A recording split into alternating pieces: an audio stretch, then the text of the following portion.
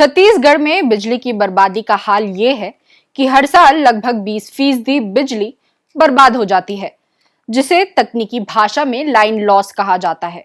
Line loss यानी उत्पादन और उपभोक्ताओं तक बिजली पहुंचाने के बीच होने वाली बर्बादी। जाहिर है, इस बर्बादी का भुगतान उपभोक्ता को अपनी जेब से करना पड़ता है। पिछले 5 सालों के आंकड़े बताते हैं कि इन 5 सालों में जितना लाइन लॉस हुआ है, उतने में पूरे राज्य को 1 साल तक मुफ्त में बिजली दी जा सकती थी।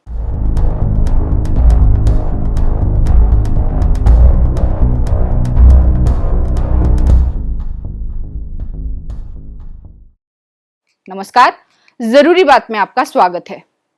बिलासपुर, रायपुर, बस्तर हो या सरगुजा, छत्तीसगढ़ के किसी भी इलाके में बिजली कटौती आम बात है। ग्रामीण इलाकों में जहां वोल्टेज की समस्या है और कई कई घंटों की कटौती जहां आम है, वहीं शहरी इलाके भी इससे अछूते नहीं हैं। इसके पीछे बिजली के उत्पादन में कमी और दूसरे राज्यों को बिजली की बिक्री जैसे कारण तो हैं ही, लेकिन एक बड़ा कारण लाइन लॉस है, जिसको पूरा छत्तीसगढ़ पिछले कई सालों से भुगत रहा है। कल्पना कीजिए, राज्य में जितनी बिजली 1 साल में खर्च होती है, उतनी बिजली पिछले 5 सालों में सिर्फ ट्रांसमिशन और वितरण के दौरान ही बर्बाद हो गई है। हर साल 20% का ये नुकसान न सिर्फ तकनीकी खामियों से हो रहा है, बल्कि चोरी और लापरवाह बिलिंग सिस्टम से भी जुड़ा हुआ है।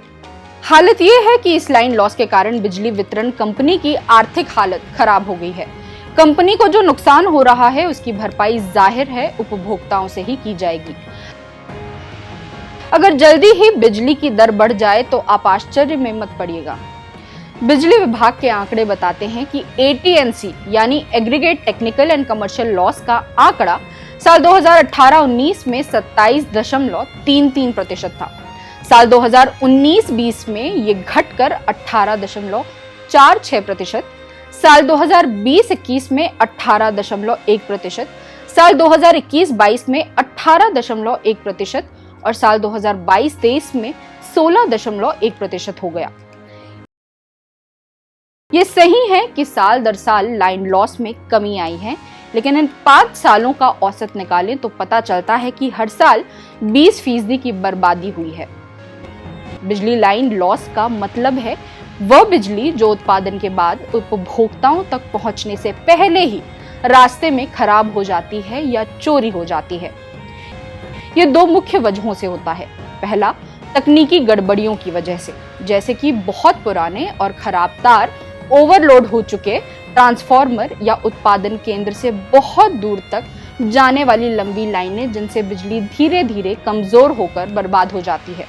दूसरा, वाणिज्यिक नुकसान, जिसमें बिजली चोरी करना, गलत तरीके से बिल बनाना या समय पर बिल जमा न करना शामिल है।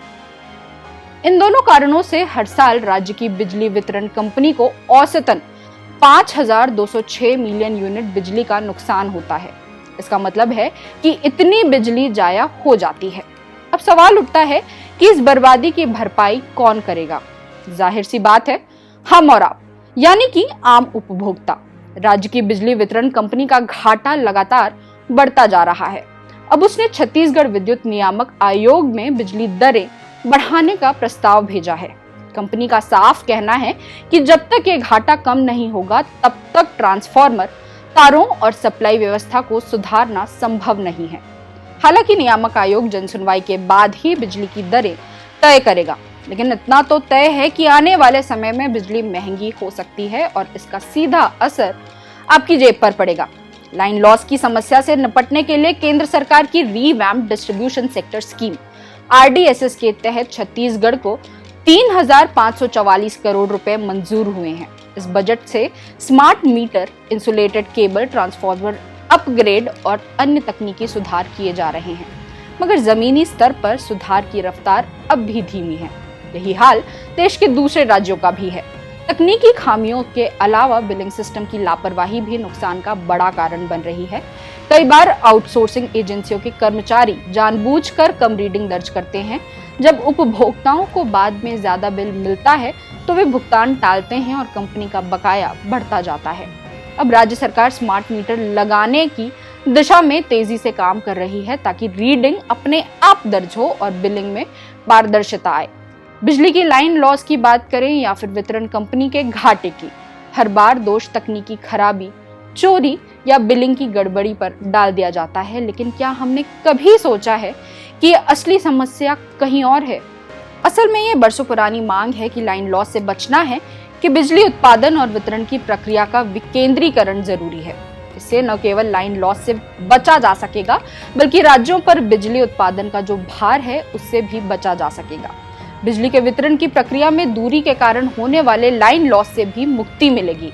इसके साथ साथ बिजली उत्पादन करने वाले राज्य जिस तरह से एक तरफा पानी की कमी से जूझते हैं, प्रदूषण से जूझते हैं, उससे भी राज्यों को निजात मिलेगी।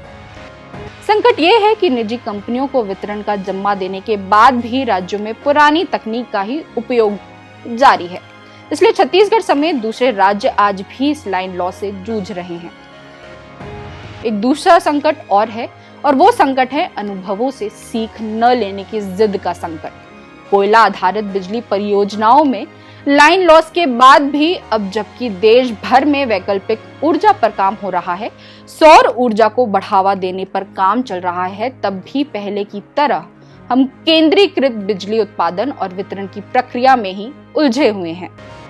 छोटी छोटी इकाइयों में बिजली उत्पादन और उसका वितरण करने के बजाय हमने सौर ऊर्जा जैसे विकल्पों को बड़ी कंपनियों के हवाले कर रखा है।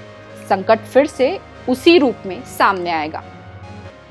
कल्पना करें कि छत्तीसगढ़ में 500 मेगावाट के सोलर प्लांट लगाने और उसे तेलंगाना को बेचने या सरगुजा नगर निगम को देने के बजाय क्या ये बेहतर विकल्प नहीं होगा कि स्थानीय स्तर पर और लघु स्तर पर उपयोग के लायक बिजली का उत्पादन किया जाए और उसकी स्थानीय स्तर पर ही खपत की जाए?